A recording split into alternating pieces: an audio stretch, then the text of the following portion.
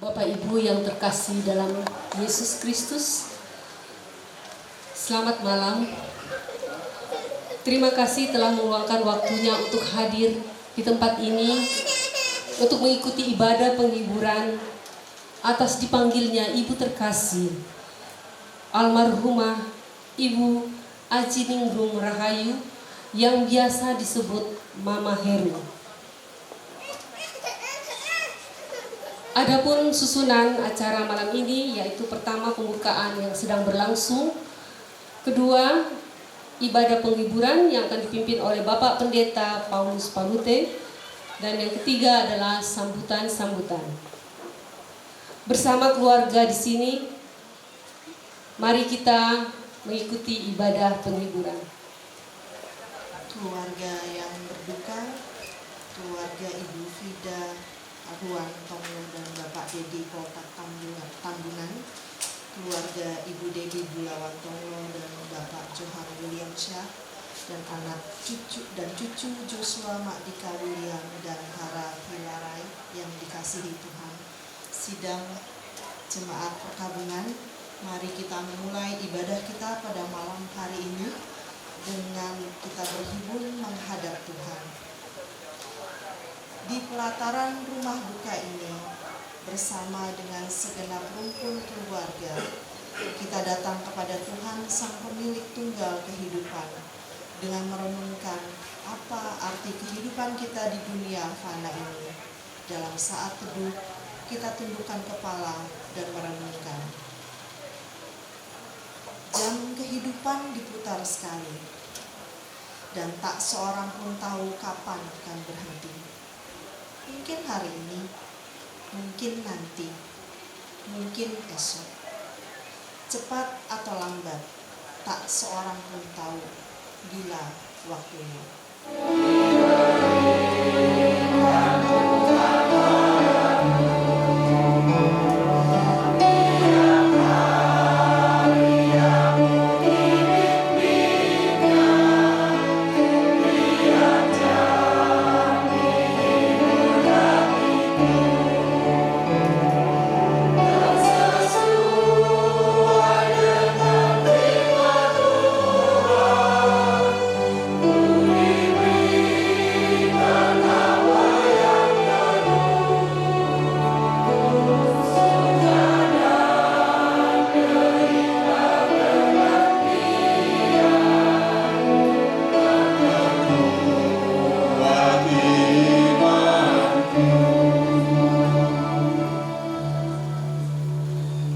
Sidang penghiburan yang diberkati Tuhan, pertolongan kita adalah dalam nama Tuhan yang menjadikan langit dan bumi.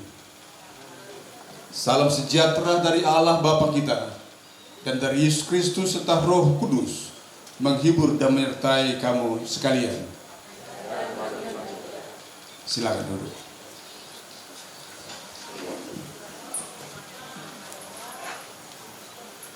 Karena aku tahu bahwa kesudahan semuanya ini ialah keselamatanku oleh doamu dan pertolongan Roh Yesus Kristus. Sebab yang sangat kurindukan dan kuharapkan ialah bahwa aku dalam segala hal tidak akan beroleh malu, melainkan seperti sedia kala, demikian pun sekarang. Kristus dengan nyata dimuliakan di dalam tubuhku, baik oleh hidupku maupun oleh matiku. Karena bagiku hidup adalah Kristus dan mati adalah keuntungan. Diambil dari Filipi 1 ayat 19 sampai 21. Mari kita bernyanyi Yesus Juru Selamatku. Dengan penuh iman dan harap kita kepadanya.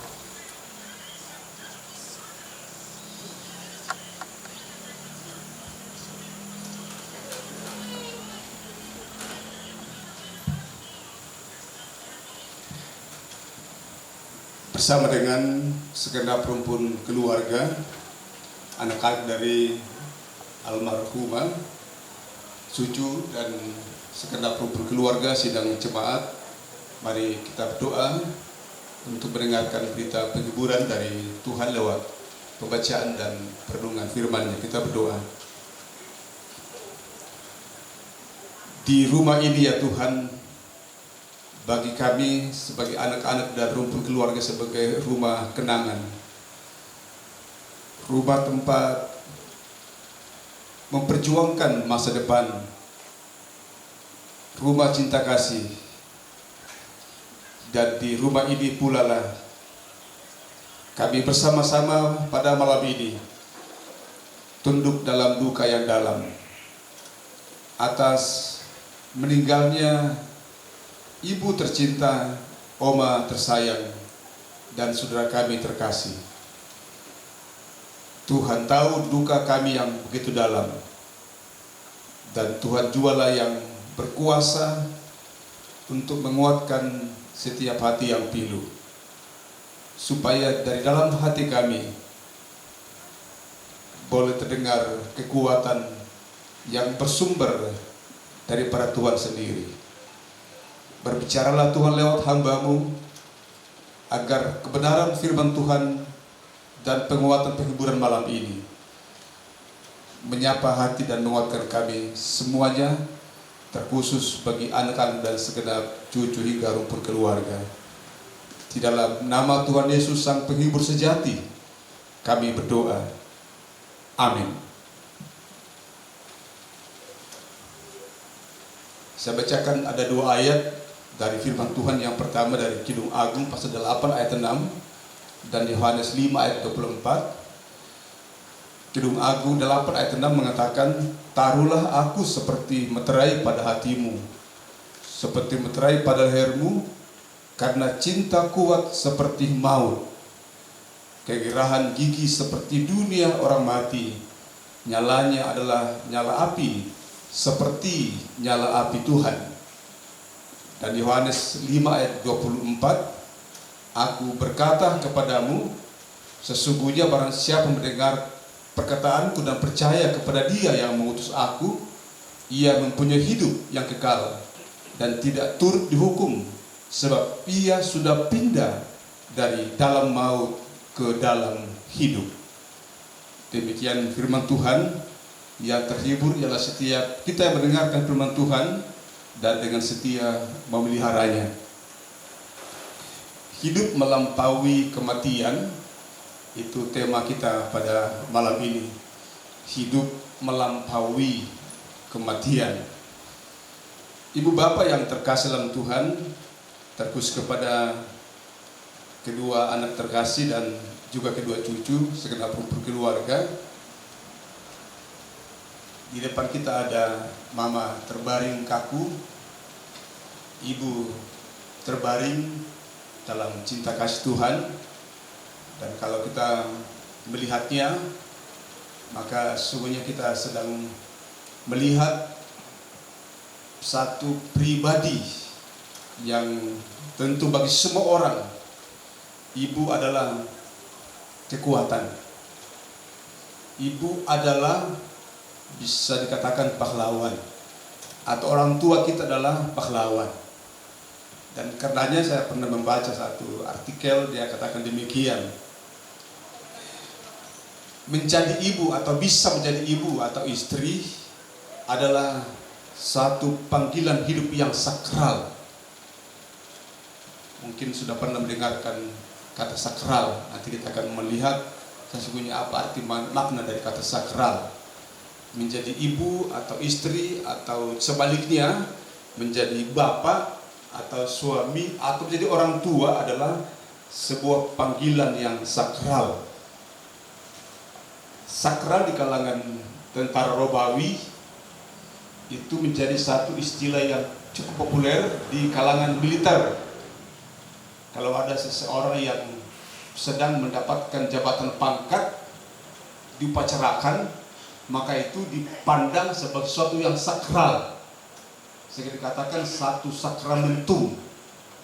Jadi seorang yang mendapatkan jabatan pangkat dan pimpinannya, komandannya menyematkan pangkat itu di bajunya atau di mana, maka itu dalam dunia militer zaman Romawi disebut sebagai sakramentum, sesuatu yang penting.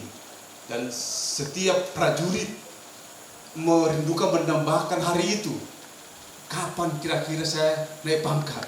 Kapan kira-kira saya diupacarkan? Dan di depan begitu banyak orang menyaksikan penyematan pangkat itu, jabatan itu, karena sesuatu yang sifatnya sakramentum. Lalu kemudian beberapa tahun kemudian gereja mengambil istilah sakramen itu. Kalau kita gereja Protestan mengenal dua sakramen, perjamuan kudus dan apa satu?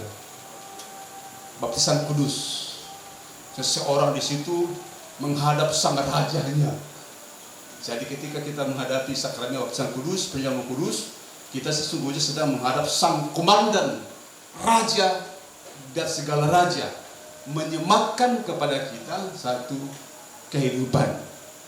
Dan menarik sekali bagi saya ketika saya membaca satu artikel ini, bahwa peran ibu, peran orang tua kita adalah sebuah panggilan yang dinilai sebagai sesuatu yang sakramentum, sesuatu yang sangat penting dan bernilai. Karena itu menyandang panggilan, atau bisa dikatakan dengan panggilan sebagai ibu atau ayah, maka itu sesungguhnya sesuatu hal yang sangat penting. Dalam pandangan teologi, biasa kita mendengarkan bahwa seorang ibu yang melahirkan anak-anaknya dan membesarkannya, maka ibu sesungguhnya benar-benar ikut dalam aktivitas ilahi. Dia terlibat dalam aktivitas ilahi. Kita baru-baru saja merayakan Natal. Dan kalau kita mendengarkan kisah Natal lewat Maria, memang Maria terlibat dalam peristiwa aktivitas ilahi. Suara dari malaikat mengatakan, "Hai Maria, engkau akan melahirkan seorang putra." Jadi ketika seorang ibu melahirkan, maka sungguhnya ibu ini, ibu kita sedang ikut atau dipakai Tuhan dalam aktivitas ilahi. Mengapa dikatakan aktivitas ilahi? Karena lewat ibu mengandung dan melahirkan, lalu ketika kita besar, maka ibu kita, orang tua kita sedang menciptakan, memelihara satu kehidupan keluarga.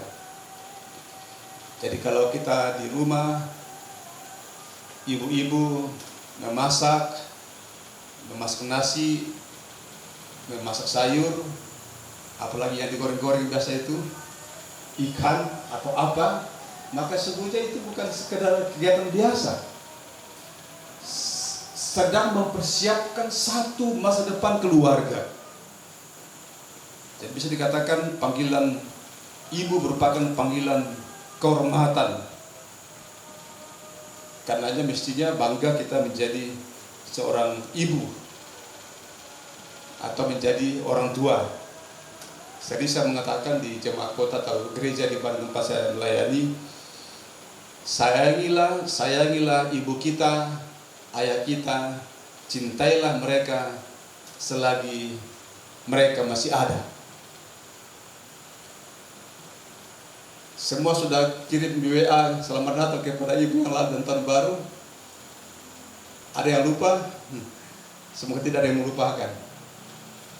Bahkan ada yang kemudian mengunjungi di ke kampung halaman.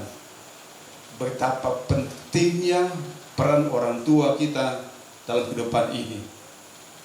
Tanggung jawab dan peran orang tua sungguh luar biasa, dan bisa dikatakan merupakan anugerah yang terindah. Alkitab menggambarkan itu secara khusus Kidung Agung. Taruhlah aku seperti meterai pada hatimu, seperti meterai pada lenganmu. Jadi kalau hati dan lengan itu simbol-simbol, tempat-tempat simbolik. Kalau mengatakan taruh aku di hatimu, taruh aku di lenganmu, Ya, hati itu sesuatu yang simpan di hati. Lengan itu sesuatu tangan yang tempatnya di mana kita menyematkan jam, dan lain sebagainya yang dipandang bagus. Itu menggambarkan bahwa kehidupan ibu, kehidupan orang tua, dan kehidupan lainnya sesuatu yang perlu disimpan di hati dan di tangan sebagai suatu hal yang penting. Karena cinta kuat seperti maut, kegeran gigi seperti dunia orang mati, nyalanya adalah nyala api seperti nyala api Tuhan. Kidung Agung 8 ayat 6 yang tadi kita baca. Penulis kitab Agung menggambarkan cinta secara ekstrim, sesuatu yang bisa dikatakan makna positif dengan menggunakan kata api. Kalau kita membaca Alkitab, ada berapa makna dari kata api dalam Alkitab. Bisa bermakna kekudusan. Api menunjuk kepada simbol kekudusan, kepada diri Allah. Bapak ingat ketika Tuhan menjumpai Musa untuk diutus kembali ke Mesir, bebaskan bangsa Israel. Tuhan menampakkan diri kepada Musa di semuak duri dan api itu menyala. Jadi kadang Tuhan menyatakan diri dalam perjanjian lama dengan simbol api, kekudusan dan sekaligus kekuasaan Tuhan yang disimbolkan dengan nyala api. Tuntunan Tuhan bagi umatnya juga sering disimbolkan dengan nyala api. Itu kehadiran Tuhan. Kualitas kehadiran Tuhan sering disimbolkan seperti nyala api. Api juga memiliki makna memurnikan atau bersemangat. Api gambaran sebuah energi, mungkin seperti energi ibu kita. Seorang ibu yang membesarkan kita, di tangan ibu pisang itu bisa menjadi beraneka macam masakan. Ya, di tangan seorang ibu, kalau bisa dikatakan api itu gambar energi kreatif. Di tangan ibu pisang goreng itu bisa menjadi berapa macam menu. Bisa menjadi pisang goreng, apalagi yang kira-kira bisa jadi kalau pisang. Saya kurang paham dengan dunia masak-masak. Pisang rebus, bola apalagi, pisang hijau apalagi, pokoknya banyak jadinya. Ada yang dibungkus dan itu apa itu? Iya, begitulah. Jadi di tangan ibu yang kreatif itu satu benda bisa jadinya bermacam-macam. Dan Tuhan digambarkan seperti itu, seperti api, energi kreatif yang di tangannya kita kemudian berkembang menjadi satu pribadi keluarga yang juga menjadi keluarga yang kuat dan luar biasa. Ibu bapak yang terkasih dalam Tuhan, api juga merupakan sering gambar sebagai simbol cinta kasih. Makanya dikatakan nyala api, berkobar-kobar. Jadi kalau ada seorang yang jatuh cinta, cintanya berkobar-kobar. Jadi cinta Tuhan itu berkobar-kobar. Cinta Tuhan itu jauh lebih besar daripada cinta yang bisa kita miliki. Api juga sering disebutkan sebagai kehangatan, kekuatan, dan api juga sering disebutkan sebagai sebuah pengharapan.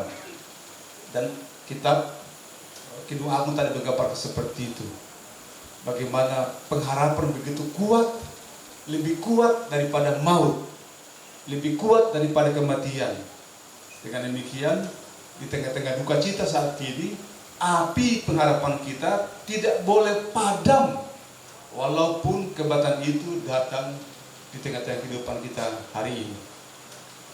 Di kalangan kita, keluarga Toraja dan Ketoraja, ya di Jemaat Kota hari ini kita menghadapi beberapa kedukaan.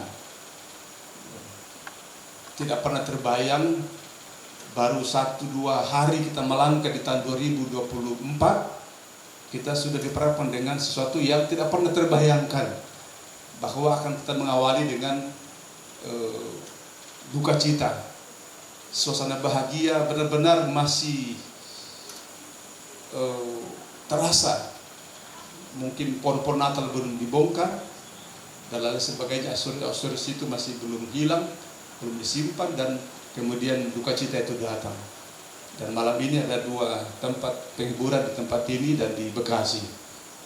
Dan di grup WA kita menyaksikan orang tua Ibu Nawi Bandaso di Makassar juga dipanggil Tuhan. Itu di beberapa tempat. Di tempat yang lain banyak keluarga kita. Dan karena itu, api pengharapan tidak boleh padam dengan kematian yang datang terkadang tiba-tiba. Sehingga api pengharapan itu mesti terus menyala kehidupan kita. Api kasih Tuhan memberi kita hikmat menjalani kehidupan, walaupun kehidupan ini silih berganti, suka dan duka yang tidak pernah kita bisa memperhitungkan. Tadi seperti lagu pengantar di saat teduh kita, jam kehidupan diputar sekali. Tak seorang pun tahu kapan itu datang.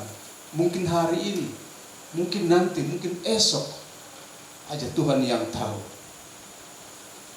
Roma 11 ayat 33 mengatakan, oh alangkah dalam kekayaan dan hikmat dan pengetahuan Allah. Sungguh tak terselidiki keputusan-keputusannya, dan sungguh tak terselami jalan-jalannya, termasuk jalan kematian. Secara manusiawi tidak bisa kita selami. Tapi kita yakin bahwa apa yang Tuhan buat itu sesuatu yang indah pada waktunya. Rancangan Tuhan adalah rancangan yang sejahtera. Pemilik kehidupan kita adalah Tuhan. Tak seorang pun tahu hari esok bagaimana terjadi. Tapi walaupun demikian, kita tetap meyakini, sekalipun kita berjalan dalam lembah kekelaman, kita tidak takut. Pemazmur mengatakan itu. Hidup kita digambarkan seperti jalan kekelaman. Ya, Bastoraya, jalan kekelaman itu lan kapitukan,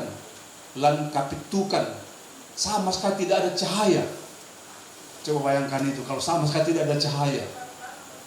Benar-benar Bastoraya lilim parak, benar-benar gelap sekali. Itu gambaran kematian.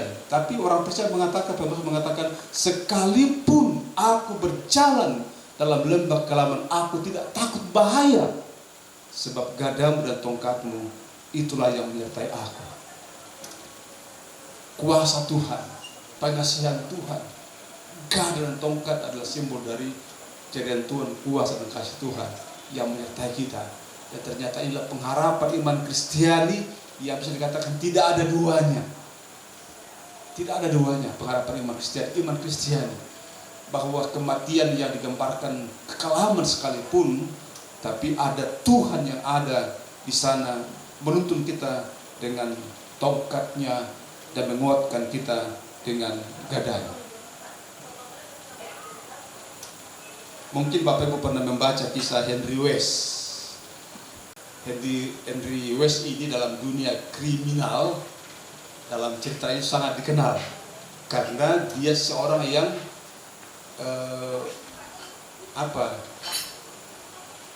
bisa melepaskan diri dari semua jebakan. Ketika tanya diikat, diborgol, dimasukkan ke dalam sel dan atau penjara, sebentar saja Henry West itu bisa lolos. Dia ahli meloloskan diri, melepaskan diri dari semua apapun yang mengikat dirinya. Diikat rantai, diborgol, di sel, dikunci kuat, sebentar saja ia lolos, ia luput. Satu hari namanya ini dikenal dan ada seorang ahli kunci mengatakan, oke, kita bertarung ilmu. Maka ditangkaplah Henry West ini dan dimasukkan di satu sel yang kecil, tapi ahli kunci itu sudah membuat kunci khusus dan ketika Henry Well itu dimasukkan, santai saja, karena dia sudah puluhan tembok, puluhan gembok, ratusan borgol dia bisa lepas, santai saja dia masuk. Ketika dia masuk sebentar, dikatakan namanya tunggu, paling juga berapa menit saya bisa buka pintunya. Dia di situ duduk, mencoba membuka, kok tidak bisa. Dia tidak bisa. Dia mencoba mengingat ilmu-ilmunya yang selama dipakai untuk bisa membuka dan lolos, tetap tidak bisa. Dan tibalah pada satu tingkat stres yang sangat tinggi. Coba bayangkan kalau seorang yang ahli bidangnya tiba-tiba diperhatikan sesuatu hal yang tidak bisa dia hadapi. Dia stres, dia duduk tak berdaya menyandarkan dirinya ke pintu sel itu. Baru tiba-tiba ada suara terdengar mengetok pintu dan mengatakan, dengarkan suaraku dan ikuti petunjukku. Saya tahu Anda membawa kunci ini, ya, alat untuk membuka pintu itu. Ambil dan lakukan seperti perintah saya. Dilakukanlah perintah itu, dan dalam keletihannya, dalam kelesuhannya, maka pintu terbuka dan ia merasa lega.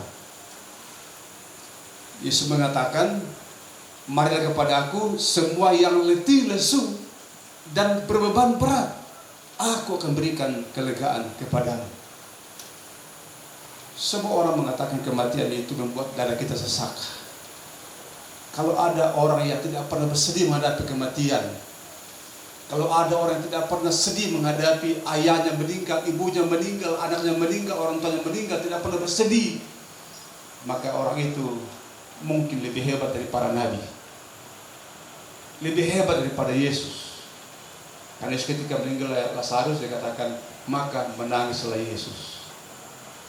Semua kita ketika menghadapi duka cita kematian, apalagi sosok ibu dan ayah yang membesarkan kita, maka itu benar-benar akan menyentuh kesedihan kita dalam. Saya tahu semua rumah itu menjadi rumah kenangan. Ada kata Ibu Prieda dan Ibu Debbie diminta untuk bercerita tentang kenangan indah sama ayah ibu di rumah ini, pastilah banyak cerita, kisah-kisah tentang itu. Tentang kisah ayah kita, kisah ibu, kisah rumah ini bersama-sama. Dan kurang lebih 9 tahun yang lalu, ya, ayah kita meninggal, papa pergi, dan besok kalau Tuhan tidak ada perintah, maka jenazah mama akan dimakamkan. Itu berarti yang ada mungkin tinggal foto-foto menjadi kenangan secara fisik. Tapi kita tahu bahwa di hati kita, ayah ibu itu tidak akan pernah bisa terlupakan.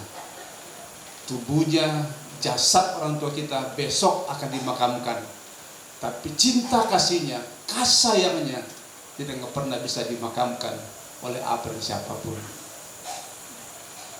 Selalu menjadi sesuatu inspiratif di semua tempat dan keadaan. Akhirnya Yesus mengatakan tentang jaminan keselamatan, aku berkata kepadamu, sesungguhnya barang siapa mendengar perkataanku dan percaya kepadaku, ia mempunyai hidup yang kekal dan tidak turut dihukum, sebab ia sudah pindah dari maut ke dalam hidup. Iman ayah ibu orang tua kita membuatnya ia memang akan menjalani kematian sebagai pintu gerbang memasuki kehidupan. Kita yang tinggal, anak dan cucu yang tinggal, kita diminta untuk terus menyerahkan diri kita kepada Tuhan. ketika kematian tiba, kita tidak menuju kepada kegelapan. Ketika kematian tiba, Mama tidak menuju kepada kegelapan, karena Allah adalah terang. Mama tidak sendirian, karena Kristus ada di sana dan bersama-samanya selamanya. Amin.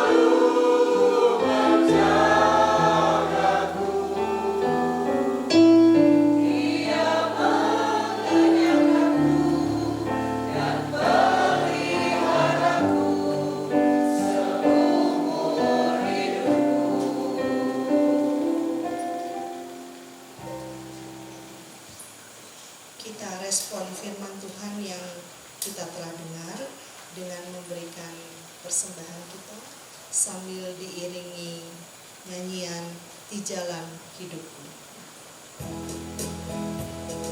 Bahwa kita punya sobat yang sangat setia.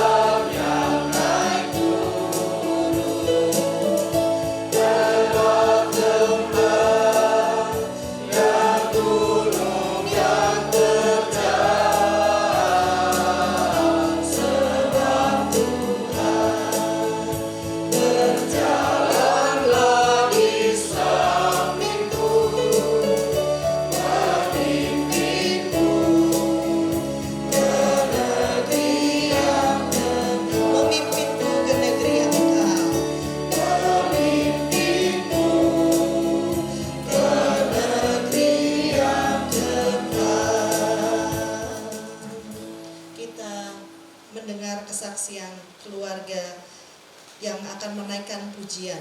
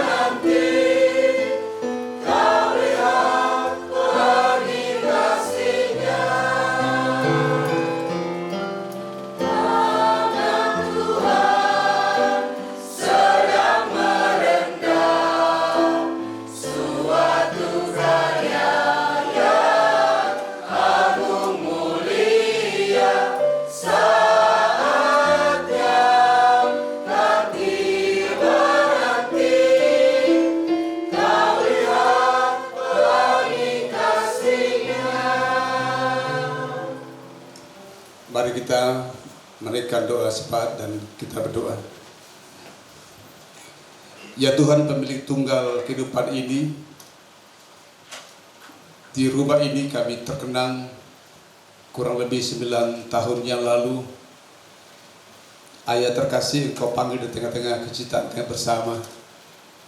Dan pada malam ini kami bersama dengan segenap rukun keluarga, kedua anak terkasih bersama dengan suami dan istri, anak Preda Arman Tonglo bersama dengan suami Dedi Protak Tambunan, dan anak terkasih Debbie Bulawan Tonglo dan suami Johan William Shah, dan kedua anak atau cucu terkasih Joshua Madika William dan Kara Wilarai. Dalam iman, di malam ini, malam yang terakhir bersama dengan Mama, Oma secara fisik, karena besok jika Tuhan berkenan, kami akan bersama-sama memakamkan jenazah Mama terkasih. Secara fisik, mulai besok kami tidak lagi akan melihat wajah Mama tersayang yang setelah puluhan tahun silam ia ada bersama kami, menjadi bagian tak terpisahkan dari kehidupan ini. Teringatlah anak cucu dan kami semua kisah berjuang bersama, cinta kasih seorang ayah dan ibu yang begitu baik. Dan kalau kami harus mencari perpisahan, itu bukan sesuatu hal yang terjadi kepada kami saja. Begitu banyak saudara kami di muka bumi ini yang menjalani kehidupan ini tanpa ayah dan tanpa ibu lagi. Tapi kami tetap kuat dan terhibur bahwa kami punya keluarga, om dan tante, sanak saudara yang akan menjadi ayah dan ibu dalam kehidupan kami. Bahkan di antara kami sebagai anak, ada peran-peran ayah dan ibu yang tentu dapat diperankan satu sama lain. Dengan demikian, kami terus berjalan menjalankan kehidupan ini tetap dengan pesan keteladanan dari orang tua kami tercinta. Malam-malam duka telah kami jalani bersama, dan jika Tuhan berkenan besok akan dimakamkan jenazah ibunda terkasih. Hanya dengan perlindungan Tuhan semua ini akan berlangsung yang baik. Ibadah yang dipersiapkan, pelayan yang dipersiapkan dari GKI Layur, semua berjalan dalam topangan Tuhan, dan segenap kami rumpun keluarga tetap kuat terhibur untuk setiap pelayanan mas gereja dan gereja yang kami alami. Seperti yang pada malam ini Engkau izinkan kami perankan selaku gereja Toraja yang menjadi bagian tak terpisahkan dari kehidupan orang tua kami di tempat ini. Adalah semua pelayanan, pemberitaan firman, puji-pujian dan kehadiran kami membawa kekuatan sendiri bahwa di antara kami seibu sebapa, kakak dan adik dalam Tuhan Yesus. Lindungi anak dan cucu yang akan berjuang melanjutkan perjuangan masa depan. Kiranya mereka tetap saling mengasihi sebagaimana pesan dari ayah dan ibu yang akan meninggalkan segenap anak dan cucu dalam pekerjaan, dalam usaha. Tuhan, Engkau memberkatinya. Demikian juga segenap rumpun keluarga, bagi yang ada bersama kami saat ini maupun keluarga di berbagai tempat, tetap kiranya rukun dan damai, sebab di mana keluarga yang rukun dan damai, ke sana Tuhan memberitakan berkat dan kehidupan untuk selama-lamanya. Inilah kami yang datang kepadamu Tuhan dalam doa, pinta dan pengharapan kepadamu bahwa kuatkan kami, teguhkan kami untuk kuat dan tegar menghadapi duka cita ini dan melihat api pengharapan dalam Kristus Yesus Tuhan kami yang telah menyelamatkan kami dan yang sudah mengajarkan kami berdoa demikian. Bapa kami yang di surga, dikuduskanlah namamu, datanglah kerajaan-Mu, jalanlah kehendak-Mu di bumi seperti di surga. Berikanlah kami pada hari ini makanan kami yang secukupnya, dan ampunilah kami akan kesalahan kami, seperti kami juga mengampuni orang bersalah kepada kami. Dan janganlah bawa kami ke dalam pencobaan, tapi lepaskanlah kami daripada yang jahat. Karena Engkau yang punya kerajaan dan kuasa dan kemuliaan sampai selama-lamanya. Amin. Dengan kasih Tuhan saja pun Bapak Ibu, mari kita berdiri dan menyanyikan satu lagu Allah Peduli.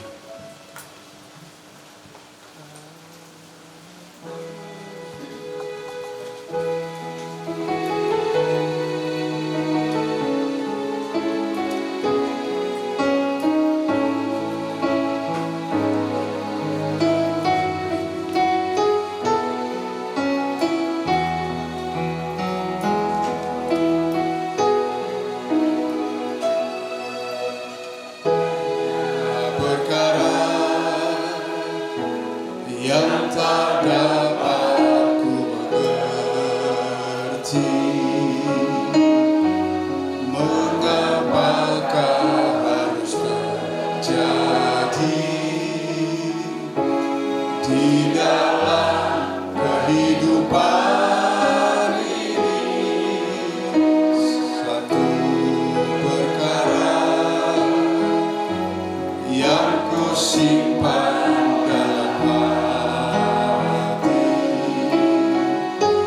tiada salah satu yang terjadi tanpa Allah peduli. Allah mengerti, Allah peduli segala persoalan yang kita hadapi.